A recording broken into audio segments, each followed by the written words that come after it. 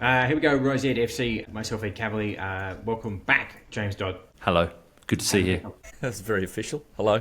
Hi. Yeah. Are you right, James? You're now in charge of Stan Sports. Yeah, I'm good. I think everybody is very... it feels like it's a very frozen start to this podcast today. No way, man. So, how's it all going at Stan? What are the preparations like for the Premier League season, Mr. Peacock? Of course, the Premier League is now on Stan. We're very excited about. What are the preparations looking like? I think the back-end crew, as in the crew that actually get it on a platform and make sure it works, are doing that first and foremost. So it was an interesting negotiation, I'm led to believe, because it was done secretly, obviously. It was in a closed kind of environment because it was delicate, the negotiations that took place. So now plans are just unfolding as we draw closer. But I have noticed that it hits about the Premier League season when they start deciding the first month of kickoff times. That's when I feel it's real. That's when you know that it's... That's very true. Is it true that the negotiations were held up with Optus Sport because their side kept buffering? No comment, because sometimes things with technology are out of your hands, as we all know on this particular podcast, as we do it in 3 different locations. Yeah, I'm just hoping that come the middle of August, everything, we've paid our NBN upgrades and everything like that at Stan, and it all works. Can I just say very quickly, you referring to the people behind the scenes as the back-end crew sounds like a really shit pirate radio station from the UK back in like the early 2000s. Fair enough, understand. Just shout out to the back-end crew. Yeah, that's, when you think about it, it's not a great term, is it? But anyway, sorry about that. Right, and the best pirate radio. So here we go. Let's get crack onto it because there's 2 topics today. I would like to do transfers I know you've missed, if they're going to offer. Okay, cool. I want to offer a pile of real money if either of you can guess the transfer that I'm about to throw up. But also, is it questions day today? Is it, James? Yeah, we do have some questions. We'll come to those towards the end. No, do it now of the because podcast. they start to ship me pretty quickly, so I need to know when they can finish. Okay, well, let's go back in time with this one because I'll find the exact Instagram user that sent this in to us. But do you remember not long ago we touted the idea of, or you were actually asked, you two in particular, your best ever Socceroos lineup? And they said, for one episode, we'll do the goalkeeper and the back 4, and then we'll move on to it. So Adam, you kick us off. Back 5, the best ever in your opinion, back 5 Socceroos. The back end boys. The back end crew in green and gold. Also will kill me, but he only played, I think it was 17 games for the Socceroos. So he was our best ever keeper, but I would say Mark Schwarzer, best ever Socceroos goalkeeper. And that's the way I'm going to flow in terms of the whole lineup. It's best ever what they did in a Socceroos shirt. With all due respect to Bozza, I'll put Schwarzer in there as goalkeeper. Yeah, same. I've gone for Schwarzer. Also should have saved the second goal against Iran. We'll put that behind us. But I think he is I was at the game when he saved the penalties against Canada, when we were wearing Adidas as an outfield team, but he was still wearing Royce in goal and wearing 20. That's something I'm still obviously not over. But yeah, absolutely right. For the length and breadth of saves and time, Schwarzer. Right, so that's Mark Schwarzer, unanimous pick. Back 4. Let's start with the right back. Toying up putting Lucas Neal here, because he did start as a right back, and I've got a couple of options for centre back or sweeper or whatever we want to play there. So I'll put Lucas Neal at right back, I think. So I spent too much time on this. I'm pulling Charlie Yankos there because he could also drop in at sweeper if the others started wandering forward and we had to go back to backs to the wall sort of stuff. So I'm going to put Charlie Yankos there. Okay. Lucas Neal, Charlie Yankos. I'm going to go the other fullback first before we pick the centre half, so left back. Scott Chipperfield. My research for this, I watched. You go chippers. I love chippers. Who doesn't love chippers? Wollongong bus driver to Basel legend, and because he's a genuine pervert, he wore 11 as a left back, which was beautiful and disgusting all at the same time. That's the criteria for wearing 11 as a fullback. Genuine pervert. Kolarov, chippers. It's a real breed. So I got Tony Vidmar. So I went Tony Vidmar for me because, look, toss up between him and Chippers. Just so many games. Never the issue. It was never Tony Vidmar's fault. You watch goals that go back and watch a goal that Socceroos, even against Argentina, all of that stuff. You go those Uruguay games, those heartbreakers. It was just never Tony Vidmar's fault. He just never stopped. Tony Vidmar for me. Fun fact about Tony Vidmar that a few of our listeners would know, when he stepped up for that penalty against Uruguay in 2005, the whole bench went, holy shit, what is he doing? Because he went back to take it as a left footer. No one knew he could do that. Everyone thought right foot, and he steps up and takes it left-footed. So, yeah. I asked him about that once. Me, him, and Santo were watching a Socceroos game during one of the World Cups in a hotel room in Melbourne. And I said to him, something was happening. I go, hey, remember when you took the penalty with your other foot? He goes, yeah. Oh, why'd you do it? He goes, I just sort of confused everyone. I just felt it. And I was like, that is guts. Holy moly. Yeah. That's cojones, isn't it? Okay, centre-backs. Craig Moore. And I should point out, if there's people over the age of, that remember the 1974 World Cup, I wasn't alive then, so I'm just going on people I saw play for the Socceroos. Craig Moore is the first centre-back. The second Why, centre-back. Adam? Why? What about what is it about composed. Craig Moore that really stands out? He was just so composed on the ball. He was so chilled out. Knew it defensively. Not a huge guy. Like, he's no Adonis or anything like that. Just smart, knew the game, was always a standout as a kid, went overseas young, spent his whole career overseas, outstanding career, and so dependable. Any day of the week I'd have him in as a centre-back for the Socceroos.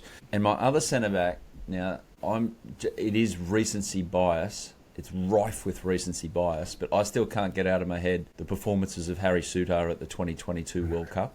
Now, this is going to disgust some people because Harry hasn't had he's still going with his career, his mid-career, if you like, but he was so good at that World Cup, so I'm going to chuck him in there. For me, I got you Lucas Neal, just because I'm playing, if Yankos goes forward, or Vidmar, Neal he ended up, he played right back, he played centre back, he played in the 3, he played in the 4, he played in the 5. He just was so secretly athletic as well. He was quicker than you thought he was going to be, and calmer. He was always calm as the day is long. He just read the game so well. So Lucas Neal for me. Next to him, I've got Mehmet Jurakovic. So I remember seeing him live when I was a child, and then going back and watching a bit of tape for this. Just could mark. Back in the day where you had to actually mark someone, he was like, no, it's not happening. He marked Batistuta out of the qualifiers against, not Batistuta. He marked Balbo. Basically, got lucky. He marked him out. Argentina were struggling to get past us then, and all those games, all those heartbreaking games, just before we sort of had a squad of players that could really do it. Ivanovic and Jurakovic, but Jurakovic just hard as nails and really, really smart, and just didn't, he was not going to go forward and wallop one in from 40. But man, he's just defend, just as old school. It's not happening, mate. I love Mehmet Jurakovic. Nice. Ilan Ivanovic, there's a story about him from the 1997 Confederations Cup when Australia had just been knocked out of the World Cup, breakingly so by Iran. They went and played the Confeds Cup against Brazil. And they drew them 0-0, but I think it was in the final. I'm pretty sure it was the final. Mark Verdugo got sent off early on, and then this was Romario, Ronaldo, before knee injuries. Yep. They had a ridiculous array of talent, and apparently it was led to believe that Milan Ivanovic didn't speak a hell of a lot of English, and when he spoke, you went, shivers, he's speaking. He came back after one of the attacking raids went out for a corner for Brazil and turned to his teammates and just was heard to say, "Fucking hell, they're coming from fucking everywhere." So good. That's perfect. That's perfect. Yeah, that's great. He was split hair between them, but just Ivanovic, Jurakovic, hardcore. Yeah. Right. So, and it was Brock Lamont who sent us that question. So that's part one. Great question, Brock. Yeah. So that's part one. So I'll do up a graphic of the full teams, Fred and Adam, once we get those out and once we work on to next week. Then we can pick a formation as well, right? So we've picked 4 at the back, but we can do the composition of I am 4-4-2. fucking 2. 4-4-2. No, it's the curriculitis that has taken over. It's a 4-3-3. It's a rigid 4-3-3. Thanks very much. That's Australian football. Yeah, well, you can do your team against Ed's team, and then we'll let some boffins simulate who wins out of the two teams at some stage. Right, so next question we had, this one came in from Joe. So it was, now the dust has settled, where do we think is best suited for Ange? Obviously, we had Monty on the podcast and gave a great insight into kind of the dynamics between them all at Tottenham and where it finished up and all of them kind of being out of work now. But now the dust has settled, where do we think is best suited for Ange and why? I've got a hunch, and I heard from a source, not closely related, but a source, that perhaps his next step is 6 months in the Sky Sports studio, showing everyone in England how much he knows about football. And I think that's a pretty smart way of going out about, showing people what he's about and jumping back into a management situation that way, not rushing. There's no point in just diving into it because you want to prove Daniel Levy wrong. Play the long game. Well, if you cast your minds back to the World Cup in Qatar. I think it was the World Cup in Qatar. And it was on the ITV coverage over in the UK. And it was Euros. And he was brilliant. And he was absolutely brilliant. And I think that probably gives, I mean, you know, Ed, you saw him on TV. Adam, you worked with him on TV here. I feel as though... I have worked with young Mr. Postecoglou a number of times on television, Mr. Did you do your impersonations of him? And he was sitting right in front of me. I was doing impersonations of other people. That day, how very... I can only apologise. This is probably before I was here, though. Doesn't matter. Well, have you heard the Beatles? Have you heard the Bible? They were both before your time. One of them's legit. Anyway, so yeah, like I think that experience of, or fans' experience of him being on the couch, if you like, and analysing games and being on a panel was a vastly different experience to what they got seeing him in press conferences and seeing him in interviews afterwards. And I wonder if that's... Have you guys, you know, over the course of the, you know, we have all interviewed people and we know what that's like. And especially, like, we know what that's like. And we've all been interviewed. We know what that's like as well. The idea, I've never done a press conference where there's just 20 people all essentially fighting over the idea of who's going to get the best headline. That must be the worst experience. Not worst, but that must be terrible. That must be terrible. Who's good in a press conference? Who's good in a press conference? I really thought that was going to lead to Ed's favourite topic on this podcast about certain English journalists. No, it's a good point, though. I've moved on because two of them on a free trip to America said recently, two separate ones that I've got in my sites, separately of each other, said, you know what? America's quite nice, and it's, you know, it's quite fun to go to American cities and watch really good football teams play. And there's this weird thing where people not from England seem to be enjoying this. It's really weird. It's really weird. It was incredible reporting. How much does it pain you that you have to read their articles just to solidify your opinion that you already know is valid? Self-hating football fan. I look at the topics and the football podcast. I go, don't listen to it. Not this week. And then I find myself 20 minutes in yelling at the gym. Hey, Ed. It's my fault. It's my fault.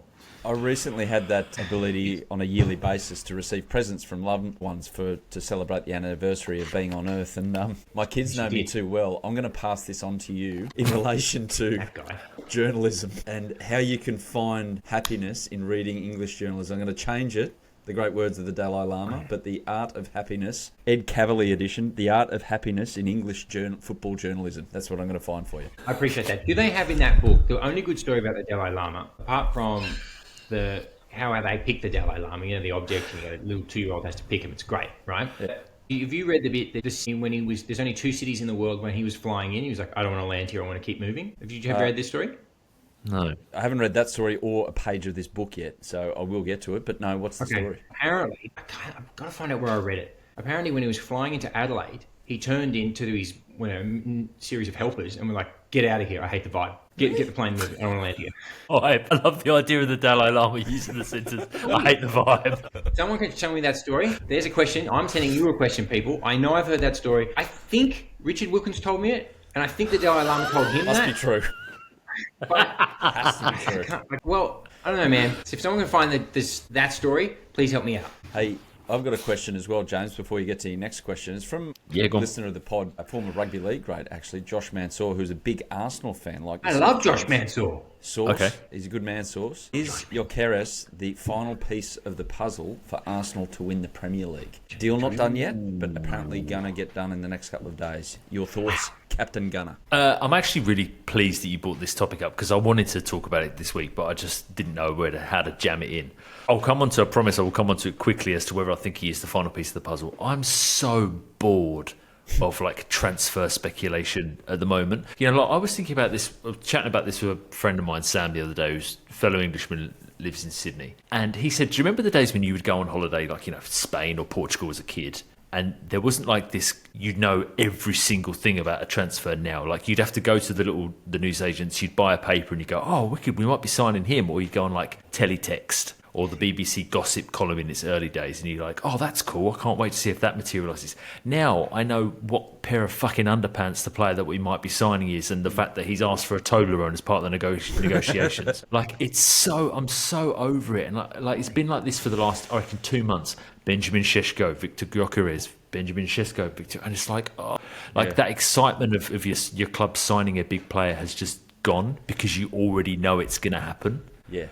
No. And it's so like, I know we need social media and we need Twitter and everything like that for work, and specifically the things that, us three do when it comes to the media and whatnot. And it's a source of information, but it's just like all the surprise and the cool stuff about it has just disappeared. Well, if you stick to just two sources, then if you restrict yourself, if you let go of your compulsion and you go BBC gossip each day, that's a good page. I like that. It's just a straight list. Little one-liner about each possible rumour, and Fabrizio, just follow him on Twitter. That's all. No, but he's like the worst for it, and he's now like and I don't mean that in a bad way, but he is the go-to for everybody when it comes to transfer news now. Like, and he started using words now that don't make sense just to make it sound as if something is happening. Okay. Like there's concrete developments in the idea of maybe having a conversation between the two parties. Like, what does that even mean? Like, you're just basically saying, well, they're thinking about having a chat. Like, it's at that stage with football rumours. But Victor Gyökeres, I actually am pleased that they are looking at signing him over Benjamin Šeško, only because it's between those two. I find it really hard to ignore the fact that some bloke has scored over 40 goals, 2 seasons running. Yes, it's in Portugal, but he has that one key part of his game, which means he knows how to put the ball in the back of the net. And I think you put him in a better team and it should work. So in answer to your question, Source, yeah, I'm actually confident that he might be the missing. And Ed, here's the beautiful thing about football logic, is that Gyökeres, he's obviously been at Sporting Lisbon for a couple of seasons, but this decade he has been on the books of Coventry and Swansea. So it makes complete sense that he's going to be sold for $125 million to Arsenal. Yeah. I saw that. The one thing I do like about the transfer stuff is when they go a bit, and Glenn Denning does a good job of this when he does the Guardian's transfer mill or whatever it's called, is he'll put sometimes they'll put a table of these are the last 8 seasons, clubs, goals, assists, that stuff is actually, I saw that too, because I saw that, I was like, oh right, Coventry, which I remember seeing it for Coventry and those other teams, and Brighton, and you go, okay, well, this is good. This is just a guy who's improving. Isn't that what we want in life? This is good. This is a good sign that he's getting better each year. Do they put XG as part of that statistical? No, look, XG, where do we start? When we get Haralabov back on, I've heard him in other commitments talk about XG, and I wanted to ask him, isn't chances, XG, I don't know, isn't chances created and then chances taken? You talk about the model they're trying to build. I feel like that's the next step. The next step will be the model built the AI of this exact player and what they do. And we ran that in all of the games we played last year, inserting them instead of Havertz to see what the difference was. That feels like the next step of it. Oh, Havertz, guess how many goals he scored last season, by the way, in the Premier League? James? I want to say I saw a figure he was on 14, but I don't know if that was Premier League or if that was his overall goals scored before he then got injured. He was the winner of the Premier League Golden Boot for Arsenal last season with 9 goals, and 25 players in the Premier League scored more goals than that. Yeah. So, Yeah. Hence the reason why that question is a perennial one at the moment. Yeah, well, it has been for some time. The next question I had was from Max, and he said, now we're at the final stage of the FIFA Club World Cup. Hold on, let me read the exact wording. Still haven't watched the frame, by the way. Well, yeah, and this is more pointed towards Ed because we know that Ed has been our czar when it comes to this competition. Do you think the overall perception of the competition has now changed given how seriously some clubs have taken it? And then I'm going to tack on a special question at the end of your answer for this one. Well, as always, it depends who you ask. If you ask Auckland City, they got $6 million, had the time of their lives, that they would never normally have, or they didn't get 6 million, but you know what I mean. They couldn't be happier. If you ask Boca Juniors, I heard Tim Vickery talking about, oh dear, Boca Juniors aren't great, and this reminded them and their supporters and everyone else in South America, they're not great at the moment, really not great. They didn't have any of those players where you normally go, holy shit, who is that? If you ask Fluminense, they're pumped. They're like, see, we took this really seriously. We've made a lot of money. Obviously, some of their players are now going to get bought. It's they thought they could have beaten Chelsea. They weren't that far off them. I watched that game. They weren't. Chelsea have played 29 players. They didn't own some of the players that are scoring for them when this tournament started. And if you ask Chelsea, what today, I think it's 70 million quid they've got thus far. So they've paid for the transfers that they've done during the tournament. No doubt they've got more people who know who Chelsea are in America than before the tournament started. Yeah, and PSG, I watched them today, and look, it's making Inter Milan fans feel better. But what we're actually seeing, which I'm loving, is the gap between PSG and everyone else. So, okay, they hammered Inter. And then it was like, oh, okay, well, we're just terrible. We are terrible, but, man, they hammered Real Madrid today. It wasn't even close. Like, it wasn't even close to being close. And so you look at that, Mbappe, Vinicius, and all that sort of stuff, and this new kid, Garcia, who looks like it's the best thing that ever happened. And PSG were like, I don't know about these defenders of yours. We fix stuff. So I think overall, look, it's too hot.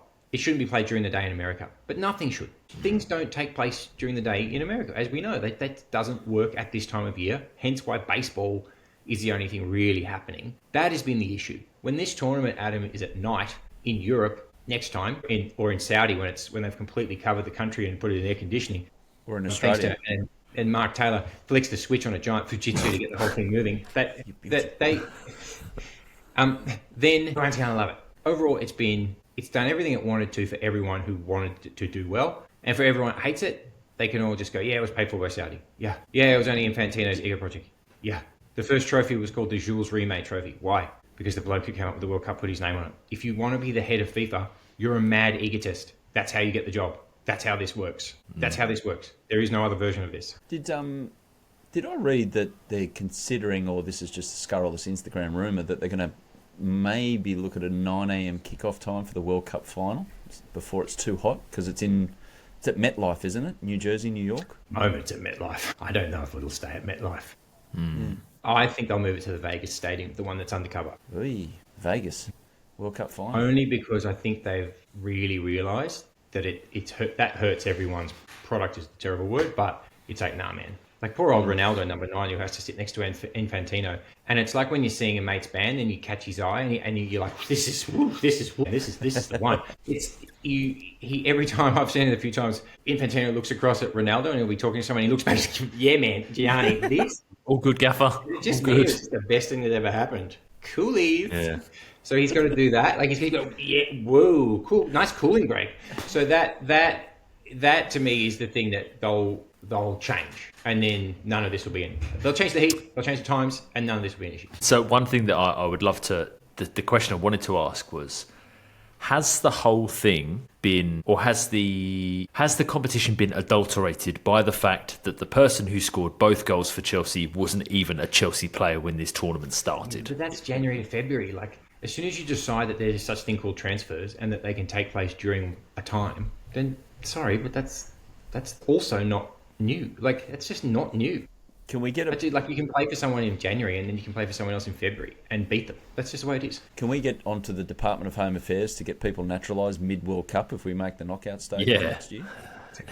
Yeah. Might happen under a Labor government. Not Dutton wouldn't be up for that. No way in the world. But yeah, more open-minded Labor government in terms of immigration. We'll see what happens. Also, you mentioned Ronaldo sitting next to Gianni Infantino. A question that I did see floated online was: is it time for Baggio to get rid of the ponytail? Shut up. Who said that? I didn't. Which life-hating fool? Well, what's the time limit? All right, what is the age limit on a sick ponytail? That's disgusting. I saw Steven Tyler on stage with Ozzy Osbourne at 77 with all the scarves and the hair and the face. Unreal. It was so good. And then Angus Young is gone sort of grey and sort of balding and stuff. No, that's not. Keep the school uniform. Yeah, frozen in time. You're frozen in time. This look is frozen in time. No, definitely not. Iggy Pop still doesn't own a T-shirt when he performs. Well, I saw Iggy Pop at Livid in Brisbane, and he was in his jeans and just his sort of alligator skin, looking ripped, and he was screaming, "This is not an MTV band! Get on stage! Get on stage!" And about 400 people obliged. It was amazing. Cool. I have one final question. So it relates to what we've just witnessed with the Club World Cup, but from a slightly different lens. So if you were put in charge of FIFA for one day, and you had the remit of making one change to this tournament, what would you do and why? Adam, you go first. I would. Yeah, good question. With the amount of money that is there, I would find a way to make sure every confederation, the money flows down a bit better than just going into the pocket of old mate at Chelsea who can then go out and buy another 3 promising teenagers on 18-year contracts to bleed them out over the course of the contract. I know it's the clubs being represented here, but that mixed with the duration is too long. I just do not know how some of these players are going to cope when they get halfway through the next season. They've had no off-season. PSG won't have an off-season. It's not great. Yeah. So I think the timing, the duration of the tournament needs to be looked at as well. Ed? Well, we've spoken all about the logistical things that they will change, so that will all happen. Adam's right about the distribution. My big change would be playoffs. I would go, right, I'd just go before it. If you're going to do it, if you're going to do this thing, which is essentially just a branding exercise for everybody, you didn't have Barcelona, you didn't have this, you didn't have that. You've got to shorten the time in which you decide who goes to the tournament. It's that you have to, because you're just looking at teams that almost are like faded glories, some of them. You have to. And try and get a couple more countries involved if you can. Like, I get there's thousands of Argentinian teams and thousands of Brazilian teams. Great, good times. I could have done with a Colombian side, please. Yeah, I could have done. That would be nice. I thought the Asian teams were well represented. They did well, but South America felt a bit of a hegemony there for your South America, I thought. And the last one is you guest players. Sorry. Yeah. Okay. Yeah. I thought you might say that. If we're going to do this, why are we going to be half pregnant? What are we doing here? Let's have some fun. Guestplayers.com. If you're a free agent or if you're out of contract or you're in there somewhere and you can go play for X insert team here for this tournament, what's the harm? Doesn't affect their league form. Doesn't affect anything back home. It's fun. Yeah, fair enough. Good. I like that. To be fair, I mean, there's nothing to say that they couldn't have done it now, right? I mean, it could be if they decided to sign a short-term contract. I mean, João Pedro could have been a guest player. He might never play for Chelsea again after this World Cup. You don't know. Yeah, that's true. That is true. So those were our questions this week. Thank you, as ever, for sending them through. We will do some more, because obviously by the time this goes out, I probably would have received a few more, so we'll bank those and do them in a couple of weeks' time. I did have, before you get to your transfers thing, Ed, I have an update. What? Our friend has launched an OnlyFans account. Is this Falconer? The Falconer. Yeah. The Falconer has launched an OnlyFans account and he is now 100% nude. Only video that you put up on Instagram, blurred, and it's him up bollock naked, showcasing the junk, by himself? the paid for junk. Yeah. I think I'd rather watch every match of the Club World Cup back than that. Yeah, that is. Ooh, I don't know if you're gonna. Do you know, in 2025, there's nothing sadder than someone with an unprofitable OnlyFans account. Like you've said to the world, I'm willing to do it. I'm willing to go all the way here. I'm going to put it up. What's the percentage of OnlyFans account that make a profit? This sounds like something you'd know, Ed. Only because I happen to have interviewed someone who makes a fair whack on OnlyFans. And? Why are you whispering, by the way? Is your wife in the next room? The wife's in the next room, yeah. So she said that it's pretty hard not to make money, but she knows someone who saw how much money she was making. Said, I'm going to do it too. And she's like, okay. And then did it, was not getting any sign-ups. Losing money on it for all the setup costs. Yeesh. And she was like, and I was like, that is the saddest story I've ever heard. She's like, yeah, it's not for everyone. But she said that most people are making some money. And she said there's a small amount of people that are raking it in. Like you cannot believe how much money they are making. The Falconer will go okay, I reckon. From everything that you've told me of this guy. He's gonna need some teammates. Yeah. Does he cross the line if he gets the Falcon involved? I think, or is that his shtick? Is that what he has to do? I think under the terms and conditions, even for OnlyFans, that bestiality is not a thing. That's right. That's more sort of like non-gem territory. Yeah. Ed, your transfers. I've got a little topic to bring up, but I'll get. Go for it. I think it's a perfect. Sorry. You do your topic, and then I'll finish with me transfer. I'm just quickly very excited about the fact that there's a movie coming out, which you look at it and you go, really? They made a movie about that?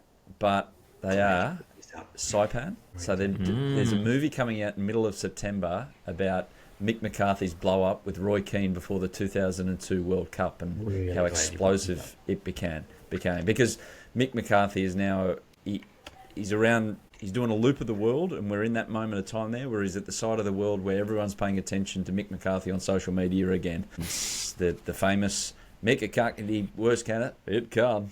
That's front and centre everywhere at the moment. I'm excited to watch this movie, more so than probably the Formula One movie, put it that way. So. Do you know what? That's a great point because I think he's a producer on it, I can't remember. But my favourite comic actor, your Steve Coogan, is playing Mick McCarthy.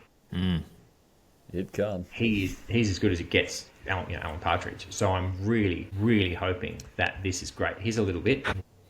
Okay. What do we think of the guy playing Roy Keane, by the way? It's an impossible task. Impossible task. Hard actor to find. But we'll judge him on his personality and how he conveys the personality rather than what he looks like and what the accent's like, I reckon. So, I think so. I want to ask the listeners out there if they want to put it on our timeline or DM us or whatever. What random football moment in time or random football moment would you like to see replicated in a feature film? That's good. That's a good question. Great shout. That I Great like. shout. Because they tried to do that. Remember, Taika Waititi tried to do the hit piece on the Socceroos with Last Goal Wins, try and make us look like the end. Tried some awards. Disgusting. That failed. Back in your box, Taika. Disgusting. Another thing. And that dude is actually a TV pundit, isn't he now? Thomas Rongan. Yeah. Brilliant surname, by the way.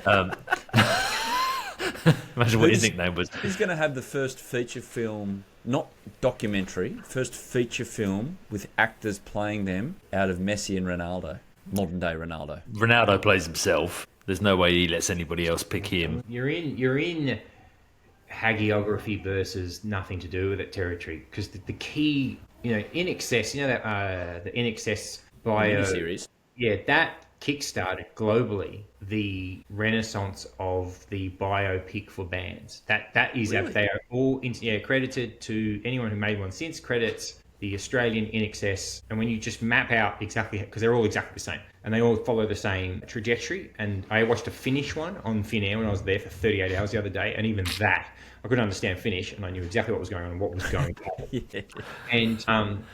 And so that is the modern template for that thing. Where it falls over is if the band is involved, and you know this because in Bohemian Rhapsody, one of the worst films ever made, you know that they give themselves away in the scene where Freddie's having one of his, drug-fueled sex parties at the mansion. And because Queen are part of the script writing and approval process, which is fair enough because they want the music, what are the rest of the band doing during Freddie Mercury's wild, bunker party? They went home, didn't they?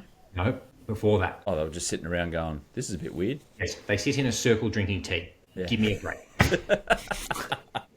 The best thing about that movie was the fact that he resolved his differences with his father, rekindled his relationship with the former butler, and then went and sung at Live Aid, all in the space of about 3.5 hours. That was a remarkable turn of events at the end of that movie. We're running out of film, fantastic. guys. We're running out of film here. So it'll be about whether or not, when they do it, whether or not they're involved. If Messi and Ronaldo are involved, it'll be terrible, and if they're not, it's got a chance. Both have got amazing life stories. So probably both of it happens, but you're right. The modern day will dictate the fact that both will be executive producers on it, and it'll be a very hagiography is the term you're looking for. Safe is the term that I would look for without knowing what the hell you just said. So yeah. That's the sort of word Jonathan Liu would use. Right, come on, Ed. Transfers. What you got for us? So here we go. So for 1 million points, where are Lacazette and Aubameyang? Lacazette just finished with Lyon, did he not? And they got relegated? They're back up. Back up. Reinstated, yeah. Which has put Crystal Palace in peril now as well. Nothing for them. And Aubameyang, I'm not sure. James? I know where Lacazette has gone. He's gone to the club, which I'm fairly sure, or he's going to play for the club of which the city doesn't exist yet. Is that correct? Nome, here he is. He's got it. This is it, my friend. Neom SC in, you'll never guess, Saudi Arabia. The city that doesn't exist yet. Is that the one with the Is this the line? 16-kilometre line? A 16-kilometre line. And every time the new sort of figures or economic figures come out, it gets shorter. It's going to be the size of a back fence by the time they're finished with it. So this is where he's gone. So they took a third division side, I think it was, renamed it, and it's now at the team with the city from the city that doesn't exist. Isn't that great? He looks so happy. No way. I wonder why. So the team exists, doesn't it? And they're going to be playing in the Saudi Pro League next, or the new season, or the next Saudi season. Wrexham. That's who they are. Well, and it's a touching story. That is. I was trying to find some of their highlights online, but I get. Yeah, anyway, all right. So last one. Aubameyang, We're talking was he? kits. Has he gone the same? Sorry? Oh, Aubameyang's a free agent. No, he's at Nome. He's at Nome. He He's went to gone. Rome as well. Yeah, he's there. Good strike partnership. That's what they're saying. Yeah. 2012. Didn't really work out for Arsenal, but yeah. Yeah, last one. Sutton, those two. Yep.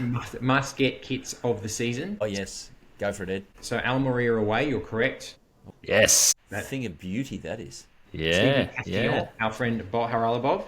Those are Sorry, just the Almeria one. That's like a mosaic, a tile mosaic in a beautiful North African cafe. Here we Yep, go. it is. That's well. It used to be Moorish, Almeria and Al Andalus, that province down the bottom of the region of south of Spain. It used to be from that part of the world, so that would make complete sense. I'm watching Michael Portillo do a railway journey through there at the moment. It's absolutely lovely. So, You watch people on railways. Portillo, Michael I love him. Portillo has a massive Michael, following when it comes to railways. Yeah, he's on these railways and then he gets off. Somehow he always finds like a wine drinking contest. I don't know how he does it. Like Rick Stein. Every time I step inside here, I'm like, I bet it's a wine drinking contest. How does he do it? At 10 a.m. in the morning. He's incredible. It's unbelievable. Oh my God, this is the one that I want. So Reebok have made a triumphant return to football. Reebok are back, baby. Nike, my Lord and Saviors, are currently struggling. Oh, Their I've shirts just are seen terrible. who this is. Don't put your head in your hands. Wayne Lineker, my guy. Why can't I like Wayne Lineker? So the Ibiza. SD Port Manny, the football club of San Antonio, Ibiza, although because there's also Ibiza FC, have got an amazing Reebok kit, and because O Beach, his nightclub, his day club, is sponsoring it, that third kit is in their colours. You have to get this. This is a must get for all people. It features a dry fit, so if you can wear it in the sun, and the sweat will be wicked away. And those lines on the shirt are snortable. With kits, with the I thought you were purchase going of to the talk about kit, Wayne Lineker. Go on. what's the threshold? Is it, I've been to this place, so I can therefore buy this kit? No. Is it, I can name 3 players on this current team's roster, so I'll buy this kit? Or is it simply, they're nice colours, I'll buy this Yes. kit? Yes. That's it. I'm contractually obliged to buy Into Home every year, right? Yep. I have to. Back in the day when Nike had their act together, I would normally get Barcelona and one of their better ones. But this season, it will be Hamburg Home, which is the best kit which has currently been released, which we'll do later. Hamburg. That one, the weirdness of the Reebok O Beach one, and the Castillon Home and the Almeria Away are the current ones that are required purchasing. Okay. So I have just sent you in our internal communications chat, WhatsApp, Cadiz, their away kit this season, made by Macron, same as the Almeria one. And again, it's a beauty. Really like the sort of the gold trim with the sort of the deep dark red with the little patterns. Yeah, Macron. Persian rug. Full credit Yeah. to Macron. They have, it used to be, oh God, our team's with Macron. Now we're in trouble. They sponsor Yep. refs. Yeah, it used to be real Slazenger vibes. And now it's a genuine, I would say, Adidas is the world leader at the moment. I'd say, weirdly, I think probably Papa is probably second. And then Nike, tight for me. Nike's nowhere at the moment. I reckon Macron might have them. Well, we're just about to enter the 6 months of World Cup kit releases, and I look forward to seeing the certain sports brand sponsors 5 different countries. Here's your generic pattern and your Yeah. colours. Please don't do that. Please. don't do that. Mexico's kit, by the way, for those of you who saw the Gold Cup Really good. final, Really good. just black and gold trim, Telling you, Adidas, sensational. Adidas, they brought the CEO back. They got a really good CEO, and it is absolutely firing. All right, that's fashion. Please send in more questions if you've got them. If you didn't hear the chat with Haralabob from Castillon, have a listen to that. That was a really very interesting guy. And apart from that, any last thoughts before we go? Nope, good to go. All right, happy birthday, Adam, and goodbye for now. Thanks. See ya.